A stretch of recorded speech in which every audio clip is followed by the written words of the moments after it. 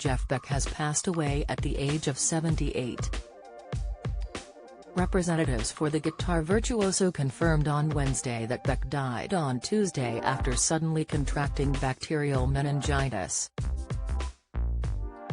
The late artist's loved ones also shared a message on the star's social media, writing, "On behalf of his family, it is with deep and profound sadness that we share the news of Jeff Beck's passing. After suddenly contracting bacterial meningitis, he peacefully passed away yesterday. His family ask for privacy while they process this tremendous loss." The singer hit the headlines last year thanks to inviting Johnny Depp to appear on stage with him during several gigs on his UK tour, fresh from the actor being awarded $10 million following his defamation suit against his ex-wife Amber Heard. Founding member and guitarist for Black Sabbath Tony Iommi was once of the first to pay tribute to the late star on Wednesday, tweeting, "I was totally shocked to hear the very sad news of Jeff Beck's passing.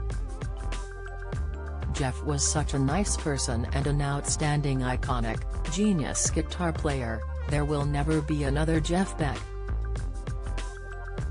His playing was very special and distinctively brilliant. He will be missed. R.I.P. Jeff." Tony. Gene Simmons added, "Heartbreaking news to report the late, great Jeff Beck has sadly passed. No one played guitar like Jeff. Please get a hold of the first 2 Jeff Beck group albums and behold greatness. R.I.P. Beck first came to prominence as a member of the Yardbirds and then went out on his own in a solo career that incorporated hard rock, jazz, funky blues and even opera. He was known for his improvising, love of harmonics and the whammy bar on his preferred guitar, the Fender Stratocaster. Jeff Beck is the best guitar player on the planet," Joe Perry, the lead guitarist of Aerosmith, told the New York Times in 2010. "He is head, hands and feet above all the rest of us, with the kind of talent that appears only once every generation or two." Beck enjoyed a close relationship with Hollywood actor Depp and performed with a Pirates of the Caribbean star, 58, several times last year. Jeff first invited his famous pal on stage with him in June, as a jury began deliberating their verdict in the actor's defamation case against his former spouse over in America. Johnny's surprise appearance reportedly drew loud cheers from the crowd, with many delighted to see him, but not everyone was impressed by his musical talents. Beck's friendship with the Edward Scissorhands star dated back to 2017 when the pair first met in the iconic guitarist's dressing room. Last year, Beck recalled their first meeting with fondness when he introduced Depp as a surprise performer at his Royal Albert Hall show in London. He said that Depp had come knocking on my dressing room door about 5 years ago and we haven't stopped laughing since.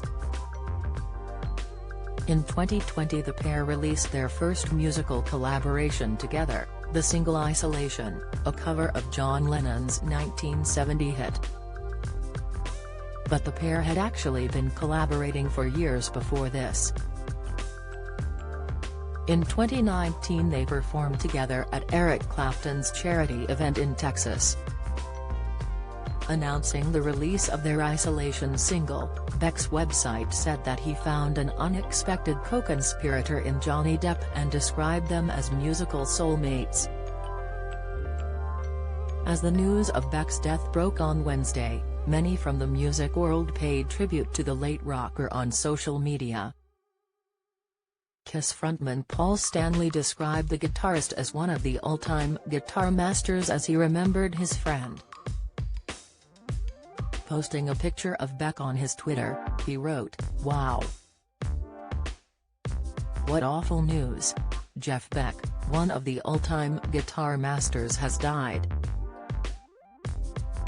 From the Yardbirds and the Jeff Beck Group on He blazed a trail impossible to follow.